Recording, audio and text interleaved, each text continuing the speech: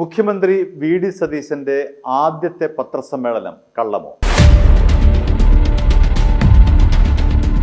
മുഖ്യമന്ത്രിയായതിനു ശേഷം വി.ഡി. സതീശൻ നടത്തിയ ആദ്യത്തെ പത്രസമ്മേളനത്തെ ചൊല്ലി വലിയ വാദകോലാഹലങ്ങളാണ് നടക്കുന്നത്. അദ്ദേഹം പറഞ്ഞ പലതും കള്ളമാണ് എന്ന രീതിയിൽ പ്രചരണം നടക്കുന്നുണ്ട്. എന്താണ് വസ്തുത? നമുക്ക് പരിശോധിക്കാം. ആദ്യമായി അദ്ദേഹം പറഞ്ഞ ഒരു കാര്യം, കഴിഞ്ഞ മന്ത്രിസഭയിൽ പട്ടികജാതി മന്ത്രി ഉണ്ടായിരുന്നില്ല എന്നും ചരിത്രത്തിൽ ആദ്യമായി 2 പട്ടികജാതി മന്ത്രിമാർ തൻ്റെ മന്ത്രിസഭയിൽ ഉണ്ട് എന്നുമാണ്. ആ പ്രസ്താവന കേട്ടതിന് ശേഷം നമുക്ക് മടങ്ങി വരാം. കഴിഞ്ഞ മന്ത്രിസഭയിൽ പട്ടികജാതി മന്ത്രി ഉണ്ടായിരുന്നോ? ചരിത്രത്തിൽ ആദ്യമായി 2 പട്ടികജാതി മന്ത്രിമാർ വരികയാണ്. മുഖ്യമന്ത്രി വി.ഡി. സതീശൻ ഈ പറഞ്ഞ പ്രസ്താവനയിൽ പകുതി കള്ളവും പകുതി സത്യവുമാണ് ഉള്ളത്. കഴിഞ്ഞ മന്ത്രിസഭയിൽ പട്ടികജാതി മന്ത്രി ഉണ്ടായിരുന്നില്ല എന്ന് പറയുന്ന സതീശന്റെ വാദം കള്ളമാണ്. കഴിഞ്ഞ മന്ത്രിസഭയിൽ കെ രാധാകൃഷ്ണനായിരുന്നു പട്ടികജാതി ക്ഷേമത്തിന്റെ ചുമതല. മാത്രമല്ല, അദ്ദേഹത്തിന് ദേവസ്വം ബോർഡിന്റെയും പാർലമെന്ററി കാര്യത്തിന്റെയും ചുമതല കൂടി ഉണ്ടായിരുന്നു.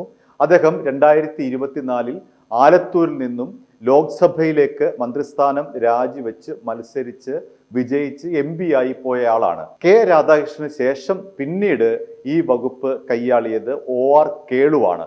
2ാം പിണറായി സർക്കാരിൽ അദ്ദേഹം പട്ടികജാതി പട്ടികവർഗ പിന്നോക്കക്ഷേമ മന്ത്രിയായിരുന്നു. അങ്ങനെ സതീശന്റെ ഈ വാദത്തിലെ ആദ്യത്തെ വാദത്തിന്റെ മുനയൊടിയുകയാണ്. കഴിഞ്ഞ മന്ത്രിസഭയിൽ പട്ടികജാതി മന്ത്രി ഉണ്ടായിരുന്നില്ല എന്ന് പറയുന്നത് പച്ചക്കള്ളമാണ്.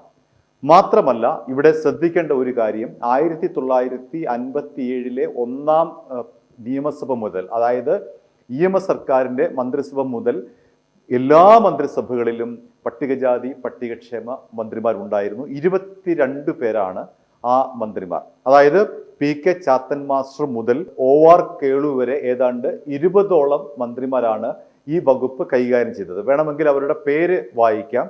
PK ചാത്തൻ മാസ്റ്റർ 1957 മുതൽ 59 വരെ, K കുഞ്ഞമ്പു 1960 മുതൽ 64 വരെ, MK കൃഷ്ണൻ 67 മുതൽ 69 വരെ, PK ചാത്തൻ മാസ്റ്റർ വീണ്ടും വരുന്നു 69, 70 കാലഘട്ടങ്ങളിൽ, വെള്ള ഈച്ചരൻ 1970, 1997, KK ബാലകൃഷ്ണൻ 1977, 78 കാലത്ത്, ദാമോദരൻ കാളാശ്ശേരി 1978, 79 കാലത്ത്, PK ചാത്തൻ മാസ്റ്റർ വീണ്ടും മൂന്നാമതും വരുന്നു 1979, MK കൃഷ്ണൻ 1980, 81 കാലഘട്ടത്തിൽ, KK Balakrishnan 1980, 81, PK Raghavan 1987, Pandalam Sudhakaran 91, 96, K Radhakrishnan 96, 2001, MA Kuttappan 2001, 2004, AP Anilkumar 2004, 2006, PK Jayalakshmi 2011, 2016, AK Balan 2016, 2021, K Radhakrishnan 2021, 2024, OR Kelu 2024, 2026.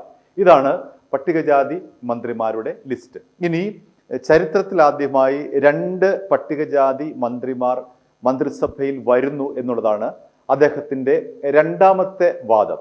അത് പൂർണ്ണമായും ശരിയാണ്. കാരണം ചരിത്രത്തിൽ ആദ്യമായി തന്നെയാണ് 2 പട്ടികജാതി, അതായത് 2 ദളിത് മന്ത്രിമാർ ഒരു മന്ത്രിസഭയിൽ ഉണ്ടാകുന്നത്. ഇത്തവണ അത് AP അനിൽകുമാറും തുളസിയുമാണ്. മാത്രമല്ല, അവിടെ വേറൊരു വളരെ പ്രധാനപ്പെട്ട ഒരു കാര്യം ശ്രദ്ധിക്കേണ്ടതുണ്ട്.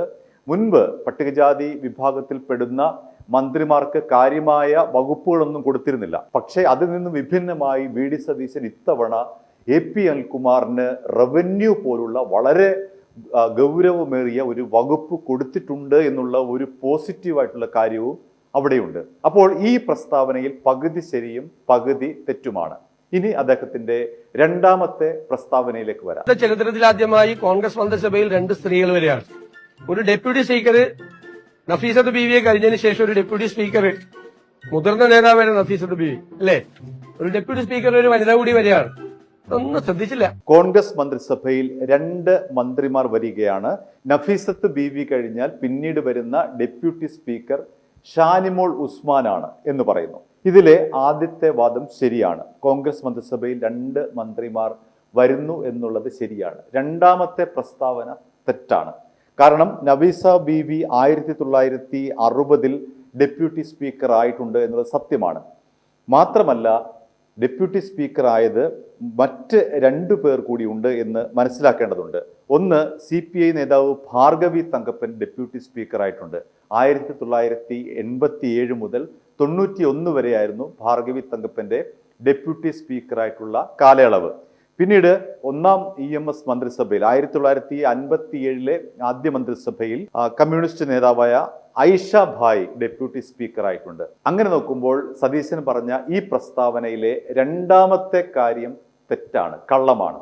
ആദ്യത്തെ ഭാഗം ശരിയാണ്. ചുരുക്കി പറഞ്ഞാൽ ഈ രണ്ട് പ്രസ്താവന ആദ്യം കേൾക്കുന്ന ഒരാൾക്ക് ശരിയാണെന്ന് തോന്നുമെങ്കിലും അതിന്റെ ഒരു ഫാക്ട് ചെക്ക് നോക്കിക്കഴിഞ്ഞാൽ, യാഥാർത്ഥ്യം ആണോ എന്ന് നോക്കിക്കഴിഞ്ഞാൽ അതിൽ പകുതി ശരിയും പകുതി കള്ളവുമാണ് എന്ന് നമുക്ക് കൃത്യമായി തന്നെ ബോധ്യപ്പെടും.